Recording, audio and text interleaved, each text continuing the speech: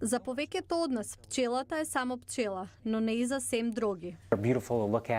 Прекрасни се кога ќе ги погледнете под микроскоп. Пред 4 години, Дроги почнал пилот проект на испитување на домашните пчели за потребите на Геолошката агенција на САД.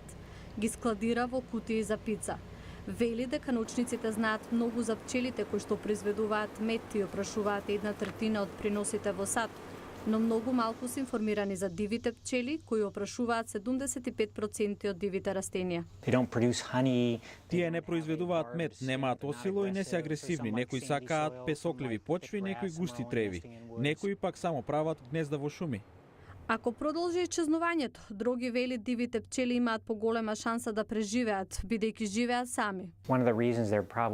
Една од причините зашто тие се посилни од медоносните пчели е што се вгнездуваат поединечно. Една женка прави едно гнездо, на крајот на годината таа умира и целиот систем почнува повторно, така што тие не акумулираат многу болести.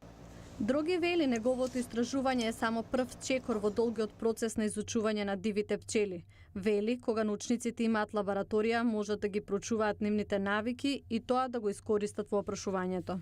Пресметал дека има 4000 видови домашни пчели во Северна Америка, а околу 400 допрва ќе бидат именувани.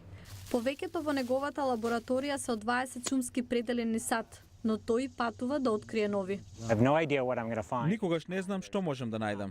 Вели инсектите, некои мали како зрно ориса на земјата, но луѓето не можат да ги забележат. Дури и кога на око пчелите изгледаат исто, Дроги вели под микроскоп се гледаат разликите. И сето тоа тој го документира. Дроги вели неговото истражување ќе покаже дали некои видови диви пчели се во изумирање или се во експанзија. Вели, засега научниците немаат одговор, но работат да го најдат.